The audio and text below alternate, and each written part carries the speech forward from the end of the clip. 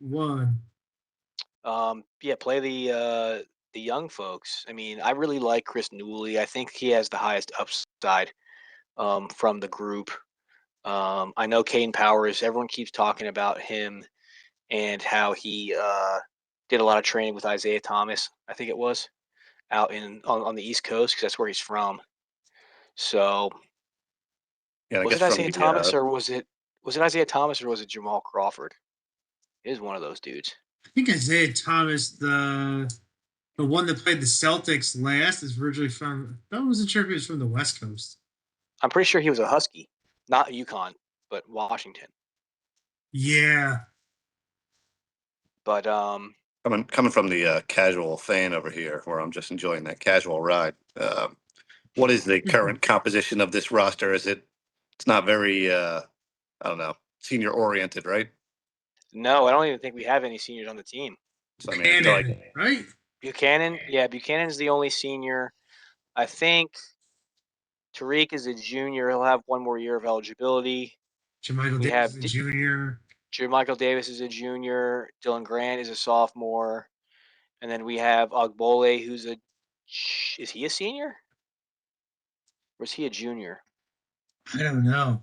Zerno That's a good question. two. Yeah, Zerno and the other European are all freshmen because they have never played collegiate basketball before. They're all from obviously a different country. Um, which I mean, at this point in time, it's crazy. You see the Alabama thing where they had they had played 3 seasons in the G I League, and saw then that. he just got eligibility for some more time in college. This is Well, nuts. he was taking abuse from the I guess from his standpoint from the home crowd wherever they were visiting, right? About like being a G League dropout and Yeah, yeah, so yeah, it's that's crazy. brutal. It's crazy work, but yeah, and then Newell's a freshman. Caden Powers is a freshman. Obviously, Both. Lino Mark with his crazy hair is a freshman, and then Javante Ware is a freshman, and so is no Dortch. Is Dortch a sophomore too? George is a sophomore. I was wrong. Yeah. Cannon is a redshirt junior, and Ibole is a senior. So we had him flip flopped. And Bay Yeah, I mean, just junior. I feel like I said, we just got to play. I mean, at this point in time, what are we even playing for? You know, we're not making the tournament. We're not making the NIT. I mean, unless somehow this team goes on some hyperbolic, crazy Big Ten run to win the Big Ten championship and somehow get an auto bid into the tournament. I mean, the likelihood of that happening is astronomical. I mean, there's just no way. I feel like even like transitioning, just playing the rest of the year, getting people guys time. I'm the biggest word to me now is recruiting a big man, whether it's a transfer portal or bringing people in. I mean, Yeah. Amar's great. I don't know if we end up losing someone next season, like one of our small forwards, one of our shooting guards. That I think maybe they'll lose time or they're not going to play. But I just don't know who's going to come back at this point.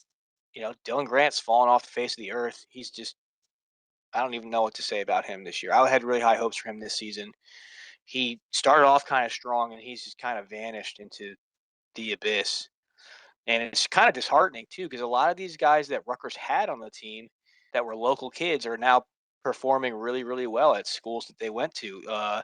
Derek Simpson had just had a crazy game for Temple, not I think a couple of days ago. You know, he was a bright spot for this team last season, and then he decided obviously that Rutgers wasn't the way. And then you know, you and I had talked about it before John hopped on. Antoine Woolfolks is like putting up crazy stats for an undefeated Ohio Bobcats team. why can't I think of our small forward last year? I don't know if he was a senior or a junior. Jermichael. We didn't have two Jamichaels, did we? No. Who's our senior from last year? First initial beginning of J. I'm blanking out. He transferred to another D1 school.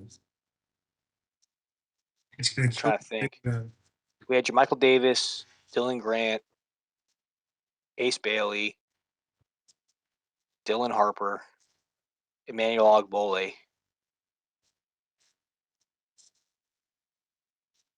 Why do I want to say Sears? Sears was there when we were there, wasn't he? Jeremiah Williams. Wow, he's Oh a yes. senior. Yeah, I didn't realize he was a senior. I thought he was a junior for some reason. No, I don't. Yeah, I thought that he graduated, but Yeah, I think he yeah, did. for just for somebody enjoying the ride on the podcast, John. I am If enjoying you the ride were too, just in case you were wondering. once once you start to finally cure your sickness and get more involved into Rutgers athletics, Yeah. you'll realize that by no stretch of the imagination are we enjoying the ride for this season. Just I'm like out of the game almost as a whole, across the entire college landscape. But I know it's just changed drastically since our heyday of, living on the streets of Gildan there in New Brunswick. And it's just, I don't know how, teams, not, these teams that aren't premier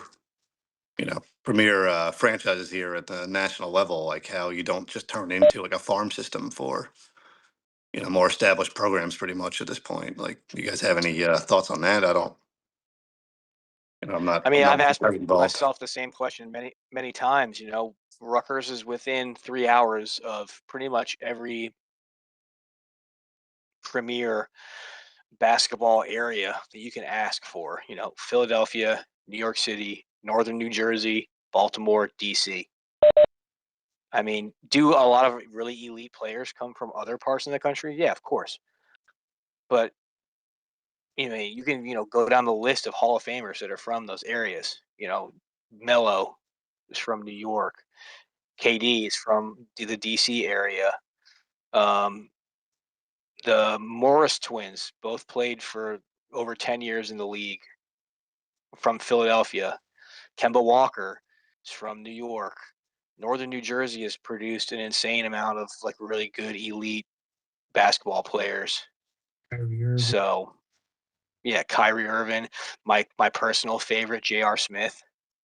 Um, Nas but Reed. Actually, he's from my my county. yeah, so I just don't have an answer for you. I think we what the young boys say these days fumbled the bag with last year's team, and it's just not working out. Um, And there was so much pressure on that young roster, right? Like, where you get these oh yeah, I high mean, profile recruits, and you have to like suddenly become a national championship contender just to try to, you I you think the big yeah, I think the big issue with last year's team was just the supporting cast. We had such high end talent at the top, and then the fall off after those two guys was just it was too much. Um, this is kind of a hot take. JT and I have talked about it before. Is I personally would have rather done without Ace Bailey and just had Dylan and surrounding Dylan with like comparable Pike Yale type players. Um, but I mean, what do I know? I'm recording a Rutgers fandom podcast from a hotel in Memphis. So I mean, clearly, clearly, like clearly, I'm not the expert authority on these things. I can only make speculations. But yeah, just the Ace Bailey thing. I think we gave too much to get him, and then we went down to Kennesaw State and played a game there that we lost because he was on the team and he wanted a bunch of his family to go to the game. It was just all kinds of crazy shit. But I mean, last year wasn't that dissimilar to this year. We couldn't play defense. We had no big man play. We couldn't rebound. And if it wasn't, Dylan scoring, 100 points or Ace scoring 100 points, we weren't winning games. We couldn't shoot the three. No one could shoot the three well. Maybe besides Tyson the Cuff. Yeah. What he had a Who few looked shots. he looked like he was like recovering from both broken legs. He clearly wasn't he didn't look like he was 100% healthy. But I guess the big thing is just I just don't know what we're going to look like next year. Um, it's impossible to say. Before the whole Pandora's box was opened up with the NIL and the restriction of every single regulation regarding transfers, you at least could have like pieced together what kind of sort of your team was going to look like the following season, but you just don't know. I mean, we could have nobody on the roster next year. It would be a whole new roster for all you know. I mean, I hope that Tariq Francis he stays. He's been electric. He reminds me of Jacob Young when we had Jacob Young on the team. Like very electric, very athletic. Undersized but fearless. Um, Takes some pretty crazy fucking shots sometimes. So makes you want to smash your head through the wall on occasion. But he's the lone bright spot on this team right now. So Gotta have some heat checks every once in a while. I remember yeah, Theodore, Beatty, and Flick out on the courts at the College Ave gym, just taking some heat check shots when he's just dominating in the game every once in a while too. So I mean, if you got the hot hand, sometimes you just gotta that's let it it. rip. That's right. But yeah, I mean, what do you think? What do you want from the rest of this basketball season, JT? I guess is the real question, and then we can transition into football. What kind of scares me is all the Rutgers media about the deficits, the financial deficits. I heard Oh yeah, things have to change. So I think that just hurts recruiting so much more, and now it just brings so much more spotlight to like Rutgers spending, the ROI, the fans, even the experience. You're saying, how can I even bring people to the games now? What I mean? And like, what are people paying for yeah. athletics? I mean, I love going to games at the rack. When I get a chance to come home in like the wintertime, I always try to go to a game at the rack. But I won't lie, waiting for 45 minutes just to take a leak is not a good look either for fan experience. They only did the Winter Village, as cold as it's been, one time this year. So it was a Saturday inside the football playoffs were on. So the igloos out there, but like the tailgating experience. Like people are still coming to the games. They could do something outside that lot a little more, or try to utilize Livingston campus a little back end, just a little bit better than they are to get people to come, come enjoy it, your family, whatever you're gonna do. I mean, they do Yeah. all stuff for football, the boardwalk, the Ferris wheel, the games, the food trucks to try to bring enhanced fan engagement. So I mean, Oh yeah, they gotta and do the one something. the One Piece giveaway was crazy work too. Are you I tracking that was, yeah, cards? I got the one. Yeah. I actually, believe it or not, Michigan State game. I sold my tickets and they sold in less than 5 minutes. That's the only game I didn't go. Just some things. What is this One Piece thing you're talking about? So One Piece is a Japanese anime series that's like I think it's the longest running.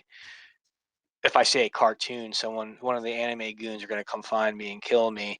Um, but it's the longest running anime show in history. They got like over 1,000 episodes, and they did this One Piece card giveaway. So apparently these cards are like super valuable in this like strange, super niche market where like the bros that were showing up to the game like probably have never been to a basketball game in their life or like even really watch basketball, but they came for these one piece cards and then they were basically like selling them for like $700 I online have, after they got them.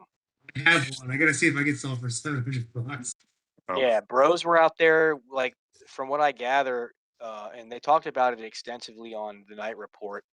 Um, but basically there was dudes that were walking around with like hundreds, if not thousands of dollars in cash, and they were just like offering people like, y'all, let me get your One Piece card for like 250, and then they would take it and then they would go flip them for like three times what that or two times, three times what they paid in the arena online afterwards. oh. So this is what basketball's become, my brother. Yeah. Well, But someone's definitely enjoying the ride out there. That's clear. yeah, no kidding. The One Piece guys are killing it. But yeah. So I mean, enough about basketball, I guess. But we can move into football, and the the glaring elephant in the room is that we still don't have a defensive coordinator, and we're just waiting to see if they hire one at this point in time. It's like deja vu last year. Maybe they'll just, like, I think JT and I had mentioned this last pod too. Was maybe they'll just hire Rob Smith again. That's like the panic plan. It's like, yeah, we don't have a DC. Let's just hire Rob Smith. But Is there any yeah, any rumors anybody's hearing about potential hires outside of I think your who's the defensive coordinator, or one of the defensive assistants from Indiana. I think his name was getting thrown around. and they have to be hot commodities at this point, right? Like the Signetti disciples now. Generally, that's how it I mean, works. It's like, yeah, I guess, but I mean, honestly, I don't know. There's a bunch of like forums and stuff online that cover a lot of Rutgers athletic stuff, and I'm sure they have a lot of specified names or rumor mills, but I have not dove into that webway of rumors and listings. I just know that we don't have a defensive coordinator, So which to me is extremely frightening because of the fact that our defense was one of the worst defenses in the whole country last year. So the craziest thing too that you mentioned, I just kind of pulled up briefly. I was interested. They had Ola Adams, the Indiana safeties coach, that's who I was thinking of. Yeah. Brian Smith, Temple's defensive coordinator. They have Rob Smith, a reliable, familiar option who previously served, rehiring Rob Smith, and then internal promotions within the current system. So You know what? At this rate, I wouldn't even be mad if they rehired Rob Smith. It would just be funny. I would just laugh. Honestly, I'm surprised they didn't. I mean, I wouldn't have been mad if they got rid of Rob Smith and kept Zach Barber. I mean, I don't even really know if we found out if Zach Barber could be a good defensive coordinator or not, because I don't really think he did a whole lot of defensive coordinator things, even though his title was technically co-defensive coordinator. You know what I mean? I'm surprised too. They were. I remember actually, John, when we were there, when Flood brought in some of those guys like Panagos and Brock and some of them for the first time. Rob yeah, Smith was the deep coordinator, and we had the loaded team with Logan Ryan, Deron Harmon, Kasim Green, Steve Baharnis, oh yeah, Merrills, Khalil Glaude, Lorenzo Waters, like everyone. And the one thing he did well. I mean, that's Gianno's team originally, but I always kind of I revert back to that a little bit. But the one thing I thought was interesting is how many people from that era, that 2012, 2013 period, are now coaching in the NFL. Like Pete played at Rutgers; he's the Jags D coordinator. You know what I mean? I don't think those guys would ever come back. But even like John Park, Shimko is the Cowboys quarterback coach. Like Rutgers guy, had the injury, no snaps. Like kind of wild. What if we brought back Courtney Green as our deco? I'd be all for that. Yeah. Imagine if they could get a McCourty. Dude, that would be so nice. But they have such a sick gig right now. They're both doing TV. Yeah, they don't. I mean, yeah. That's like the gift that keeps on giving there, So I guess whenever they, hopefully yeah. maybe one day they get sick of it and they want something new, they come back into the game. Well, you said Cash Green was working for NJ Dot, no, right? NJ Transit. So yeah, my buddy's been. So it's ironically funny enough. So I've been to a few concerts. He was a number one NBA draft pick from Jersey City. Coached in a lot of places. Played against Kobe. Roderick Rose. He's in his 50s now, and finally after years of coaching, he's working at NJ Transit with one of my good buddies. So I saw Kasim. So shouts to Kasim Green. I saw on Instagram, like completion, like a sort of like a congratulations for 5 years at NJ Transit. So I showed it to Zach. So Zach is a conductor. He's seen Boys 2 on the train too. So I saw Zach on the train before as well. It was nuts. I was like, wait, of all of the times that I could see you on the train is crazy. So when I sent in the Because photo, obviously I don't take the train ever. because I don't live in New Jersey anymore. So like I don't even know what I was doing. I was taking the train somewhere, and I saw him. I said, "What the?" I said, "What the hell?" I know he's some voice, but I sent him the photo of Kasim. He's like, "Oh, I run into that guy all the time." So I told Zach, I was like, when he was here, I said, "Zach, this guy is literally like one of the best, if not like one of the top tier, like like one of my favorite Rutgers football players of all time." So he's like, "Oh, Yeah, because it's up to him when I like see him." So that was like a wild kind of moment. dude, we got to start a let's start a Riot on the Raritan petition for our like 3 viewers. I think 2 of which are my parents. And we'll get a petition going to get Kasim Green signed as the deco for Rutgers. Or actually, you know what? Let's just make him the linebackers coach, and then he can get promoted as he goes along. You know, because we could really use someone who knows how to play linebacker to come teach school up our young dudes that are coming up next season that we are gonna need absolute monstrous seasons from to be even relevant. He What could, Kasim was too. That guy was a monster on the field. That was an animal. dude. I love Kasim when he was there. I actually commented on his NG Transit post. He reacted. He liked it. So I don't know. Maybe I'll see if he can bring Ray with him too. Get Ray in the running backs room. Oh, there we go. Oh yeah, for sure. Absolutely, yeah. Like that's going to be a thing. You know, after the uproar for our new offensive line coach, you bring Ray Rice back, everyone will have an absolute shit fit. That and people forget Kasim's brothers, Ray Graham, who was like awesome at Pitt, Mm-hmm. on the Texans for a little bit. I think low key one of the best and favorite players coaches they could bring in though, even though he was like always on the wall of shame when we were there. They finally allowed him back, and he served me a beer when I was at Rutgers Stadium once, like in the club. Kenny Britt. I think if anyone could get players like riled up like a Michael Irvin type of feel, I think Kenny Britt could. Kenny Britt, dude. Kenny Britt will be out in the field with the belt, just like Irvin. You know. Dude, a lot of I was talking to a really diehard Titans fan the other day because I was in Nashville, and they talked about how much they loved Kenny Britt as a player because I was Yeah, actually Britt has moment in the pro level too, right? So, yeah, he was legit. He was legit. Or bring back Brandon Coleman, dude, for the wide receivers yeah, coach. he was a monster too. Like, what are some of these guys doing? Is Tyquan Underwood still on staff, or did he go somewhere else? No, but they probably could get Sanu. Sanu Yeah. for recruiting. I think Sanu. I mean, they were bringing Sanu in trying to get Dante Strickland before he went to Syracuse. Mm-hmm. Big in that process. Also, But let's knock out this schedule real quick. So what we got? We'll let our guest go first. All right, John. I got the schedule pulled up for you.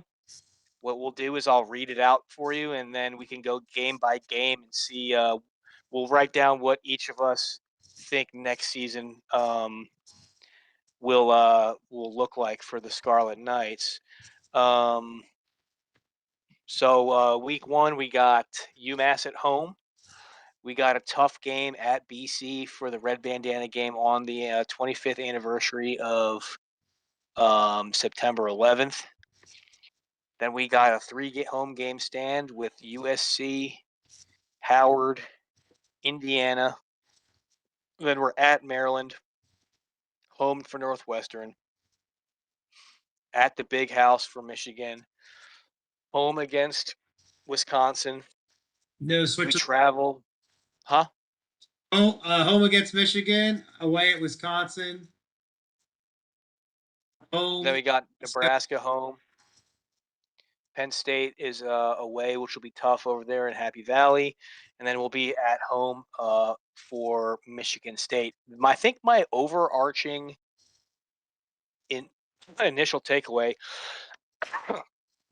from the schedule is that we only make the crazy trip to the West Coast one time. Actually, no times. We don't travel to the West Coast at all. The farthest we travel is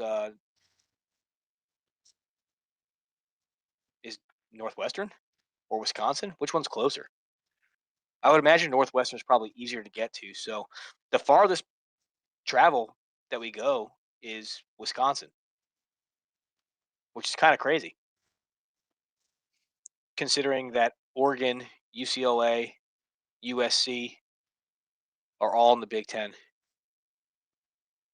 But we don't travel to the East Coast. So let's hear it, John. What do you think? Are we going to take a W against UMass? We're taking a W against UMass. All right, I'm putting the pessimism in the past now. From my casual standpoint, I'm going to enjoy this ride of optimism as we're talking here. We're All getting right. that What about BC? win. Fuck yes. USC at home. Oh yeah, you know what they say about the West Coast traveling to the East Coast, man. To death sentence. So that's a win for us right there too. 3-0, Let's 3 stadium's and 0. rocking. You know what I mean? Build some So then momentum here. I'm assuming that you're getting the W at home against Howard the following week. Wait, it's a nice tune-up game for a nice 4-0 start right there. Alrighty, and then we got Indiana And then we're riding that momentum. Where's that game at? at home.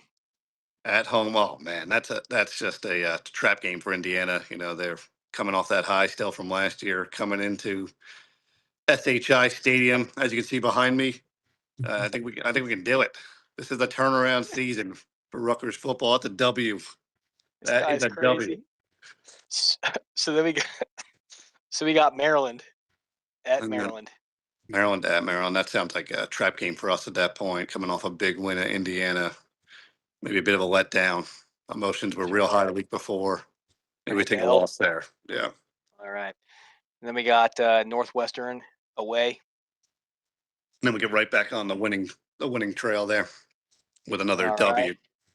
Then we got Michigan at home. And then that's a game you just got to show up, establish yourself as a new premier program in the Big Ten. That's a W. All right. Then we're away at Wisconsin. That's once again, people are doubting you still at that point, despite all these wins you've piled up, especially against the reigning champs, and then against Michigan. But this is where you got to prove yourself too on the road in a Big Ten matchup. That's a W right there too. Oh my gosh. Okay. Then we got Nebraska at home, Penn State at Penn State, and then Michigan State at home for the last three. Wow. Right now, you're sitting at 8-1. Yep. Now lay those last three out for me again. Nebraska at home. Nebraska at home. That's gotta be a win. All right. Then we got at Penn State. At Penn State, man, that's a game as a Rutgers fan, a casual fan. I'll repeat that too. You really want to see a win, but that's tough. It's tough there. Penn State's going to be on a warpath after this past season. I'll say we drop that one. All A tough righty. And matchup, close game. then the very last game is at home with Michigan State Sparties. You got to take it to both Michigan teams. That's a W right there. All right, 10-2. That's right. Is what we got. That's right. This man is sipping that Kool-Aid for real. That's absolutely right. All right, JT, do you want to go or do you want me to go? Either or. All right, I'll send it. I think so. Before I get into this, I think that I could go one of two ways here. I could either be really close to being accurate, or I could be wildly wrong. I'm hoping it's on the latter side of me being wildly wrong. I'm going to go with a W against UMass. I'm going to take an L against Boston College. 25th anniversary of September 11th. We saw how Boston College played Florida State last year. Granted, Florida State didn't really turn out to be very much, but nonetheless. And I think that if Langerin, the transfer quarterback that we got, wins the starting job, it's going to be tough going back to BC to play. I think we lose to USC. We'll even it back out with Howard. We will not beat Indiana. We have seen to be pretty successful against Maryland in recent memory, even though it's ugly. Northwestern played really well last year. They're going to beat us. I don't think that we beat Michigan. I don't foresee us beating Wisconsin. I think we go 4-8. I'm hoping that we're wrong. I think we go 4-8. I think the problem is we have too many question marks for me to be more optimistic on how this season's going to go. We have no idea what our offense is going to look like. We are bringing back Raymond and Duff, which is huge. The QB play is going to be a total question mark. The offensive line has a ton of holes that we don't know who's going to fill them yet or how it's going to play out. And the entirety of the defense is just a one big question mark. Kamar Archie, DJ McClary, I'm super stoked about them coming in, and I hope that they play up to the expectations that people have for them with how highly touted that they are and what physical specimens they are. But like I said, we burned their red shirt last year by playing them in 4 games, which I think was an absolutely ridiculous decision by Rob Smith or whoever the powers are that made that decision. I just don't think that I have enough right now in this moment to sit here and say that we can beat almost any of those teams in the back half of our schedule. I mean, Northwestern played real tough last year, and they're usually a relative pushover, but they played really good ball last year. They ended up going to a bowl game, winning their bowl game. Michigan is just going to do Michigan things. For whatever reason, Rutgers cannot beat Wisconsin. I just don't understand why. And I think Nebraska is kind of a toss-up. If there is a game that I could be wrong on, that might be it right there. So maybe that'll be my 5-7 game rather than 4-8. Considering Rayola transferred and stuff like that, Penn State's going to be out for blood. We just can't find a way to beat them either, which makes me angry. Considering I'm a South Jersey guy and everybody always loves Penn State and South Jersey, and then Michigan State. We beat them pretty handily. Last year or 2 years ago? But then the other time we beat them the year prior to that, we had to have like an absolutely magical second half in the snow in order to come out on top against them. But that's what I got. So send it, JT. I like home versus Thursday night kickoff the season. I like them beating UMass. Last time we were at Boston College, Zay Flowers era, we came up with a way to win, I believe. I'm going with the win against Boston College. All right. USC, they've had some down years, but it's still USC powerhouse. I think our top recruit right now in New Jersey is going to USC. Yep. I don't like that. Already tells me I don't like it. The Brian Cushings, we lose our own people to USC. I'm taking our first L of the season to USC. I like the bounce back win against Howard. All right. Lose to Indiana. We're 5-2. 2-way games. Maryland Northwestern. I don't know which one we win, which one we lose, but I think we go 1-1 there. We split it. Versus Michigan, we lose. At Wisconsin's tough. I'm going to take the L against Wisconsin. I like a home versus Nebraska win. Lose Penn State. We've beaten Michigan State home before. I'm going with the win. So 6-6 bowl game. Going 6-6. I think there's potential to be 7-5. I'm going 6-6 for the potential to be 7-5. And that game changer would be being able to win Maryland and being able to win Northwestern. All right. Well, I think that's about wraps it up. We don't want to keep our guest any later than we need him to. We appreciate you coming on the show, John. Appreciate you boys having me here. And you're gonna have to come back on here in the future. Just come chat it up with us. Absolutely, and I say we put a little friendly wager on that. Those records there, closest two, other two by at least one round at the local bar, wherever we choose or decide. But yeah, well, actually, let's do that. Let's say we'll have to link up in New Jersey. Actually, we should link up in New Brunswick. Absolutely. I like Absolutely. that idea. We'll buy some rounds. I'm down for that wager. Let's do an air shake. An air shake. From SHI. From SHI signing off. All right, fellas.